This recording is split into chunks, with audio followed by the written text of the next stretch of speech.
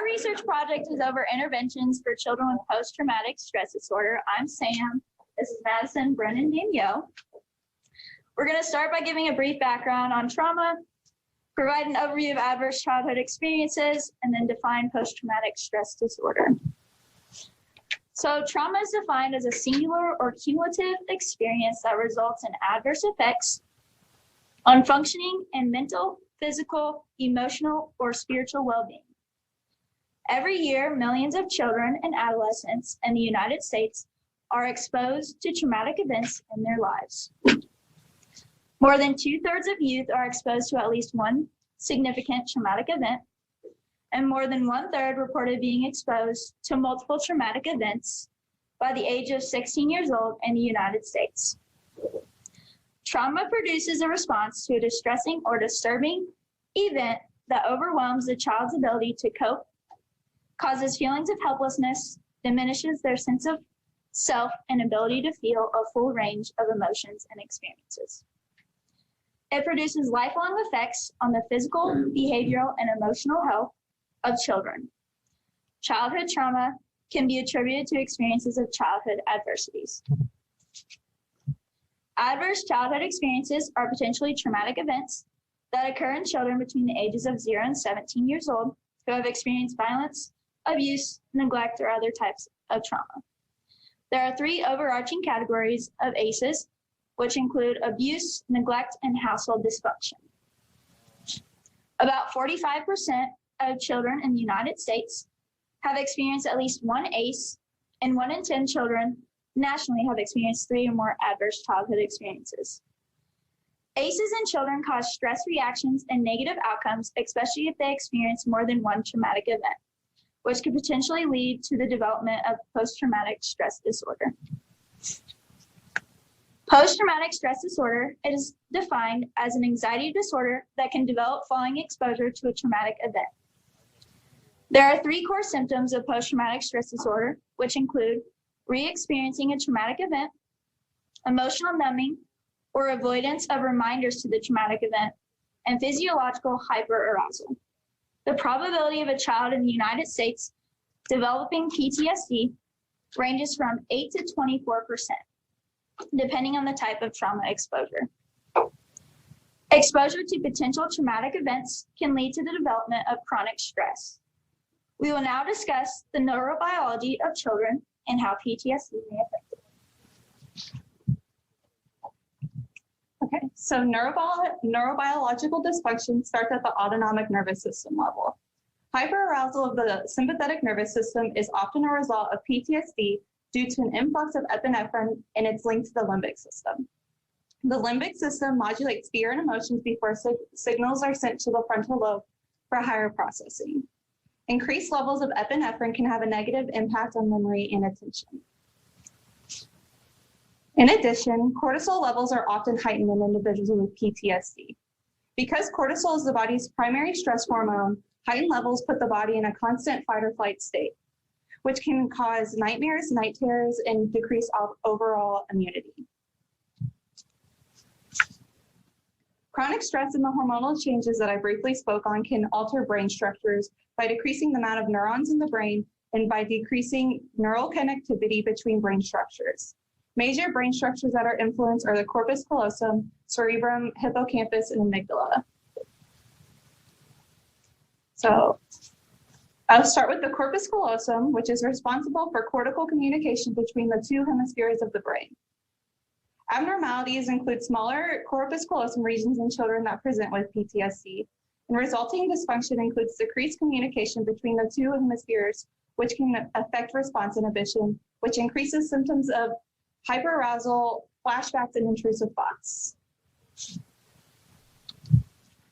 Next is the amygdala, which is part of the limbic system and is responsible for behavioral and emotional regulation and responses. Abnormalities in children presenting with PTSD include increased right amygdala volume and decreased connection between the amygdala and the frontal lobe, and an overall overactivity of the amygdala. Resulting dysfunction includes dysfunction in executive functioning, behavioral regulation, and emotional regulation. Changes also cause dysregulation of sensory processing. Next is the cerebrum, which is responsible for the integration of sensory information. The frontal lobe modulates fear responses, and the prefrontal cortex is highly involved with executive functioning. Research demonstrated 7 to 8% smaller cerebral and intracranial volumes in children with PTSD. Dysfunction includes decreased IQ, decreased modulation of mood and emotional regulation, and decreased executive functioning and cognitive flexibility. Last is the hippocampus, which modulates fear signals and memory. The hippocampus is also a part of the limbic system, and it is linked to cortisol. Abnormalities in children that present with PTSD include decreased activation of both the right and left hippocampus. Smaller hippocampus volumes are present in adults, but not in children, and prolonged elevated cortisol levels can cause damage to the hippocampus. Resulting dysfunction includes dysfunction surrounding short and long-term memory and increases avoidance and numbing symptoms of PTSD. Next, Brynne will talk about sensory interventions. Children with PTSD have shown to present with various sensory deficits such as hypersensitivity, sensation avoidance, and low registration. Sensory integration is a complex, continually changing process that involves combining one's sensory needs, interaction style, occupational roles, and behavior. An SI disorder results in difficulties with processing, organizing, and coordinating sensory input with the appropriate bodily response. One intervention you can do is a sensory diet. You can create a sensory diet by including options such as a sensory toolbox or a sensory room. A sensory toolbox is created individually for each child to use when they experience dysregulation of their sensory system. These things in the sensory toolbox could be different texture toys, different smelling items, fidgets, etc. As for a sensory room, this can be used to practice the skills that the child has learned to help them when they are in higher arousal states. Benefits of a sensory diet is that it improves a sense of balance in the child's own body, it's adaptable, it increases new ways of self-regulation and decreases dysregulation of a child's sensory system. And to define self-regulation is the ability to manage experiences on many levels, such as somatic, thoughts, feelings, and be able to understand and manage one's feelings and recognize and label emotions of self-control, such as impulse control. And this allows for increased function in the child's environment. Sensory motor arousal regulation treatment, otherwise known as SMART, addresses issues with behavioral dysregulation by increasing sensory regulation using basic sensory motor input tools to facilitate the processing of the traumatic experience. Benefits of this intervention is that it increases sensory regulation by utilizing basic sensory motor input tools to help facilitate processing the traumatic experience. It addresses arousal regulation and behavioral dysregulation that is affected in children who experience trauma because they experience difficulties with self-regulation. And it increases experience with different sensory sensation, which helps a child learn what sensory inputs work for their own regulation. Eye movement desensation and reprocessing, otherwise known as EMDR, is another intervention you can provide. This is where old memories are brought up and attention is put on external factors such as visual, auditory, tactile cues, and you instruct them to complete side-to-side eye movements along with a visual stimulus. This is based on the assumption that traumatic memories are stored inadequately. So the child is asked to think about a disturbing memory while simultaneously focusing on bilateral stimulation, such as eye movements. And this initiates the process of the memory. And by doing this, it's said to draw on the limited capacity of the working memory, therefore decreasing the vividness of the image. And the benefits of EDMR is allows for awareness of changes in sensation and perception until the disturbance is gone, like I was mentioning. And then it also allows for an adaptive response to be made. One study we found that for children when using this, it was more beneficial to use proprioceptive and vestibular with tactile inputs, such as jumping on a trampoline, bouncing a basketball with both hands, wall jumping, just using whole body movements was more, it worked better than doing auditory stimulation with the children. Now we're going to talk about CBT. Cognitive behavioral therapy, or CBT, is a combination of two therapeutic approaches, cognitive therapy and behavioral therapy, with the stated purpose of to form a clear idea of your own thoughts, attitudes, and expectations. Common elements seen in CBT include 1, psychoeducational about the impact of trauma, anxiety, and PTSD. 2, effective modulation skills and relaxation techniques for managing emotional and psychological stress. 3, gradual desensitization and exposure to memories of traumatic event. And 4, cognitive restructuring of maladaptive or inaccurate cognitions. A treatment session may look like guiding and modeling of coping skills, agenda setting, and assigning weekly practice of newly learned skills in home and school environments.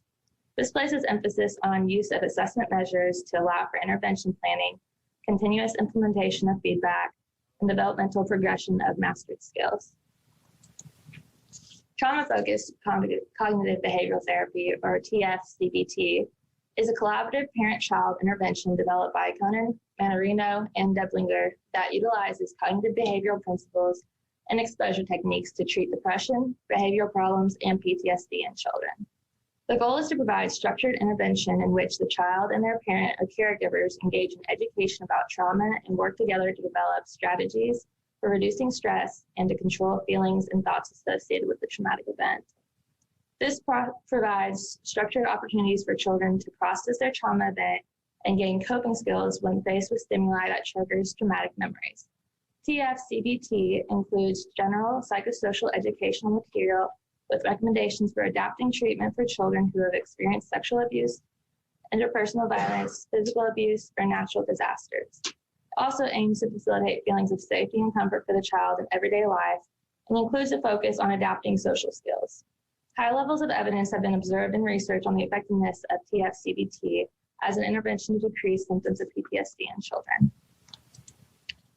Cognitive Behavioral Interventions for Trauma in Schools, or CBITS, was created to be utilized by school-based mental health professionals as an intervention for students experiencing symptoms of PTSD following exposure to a traumatic event.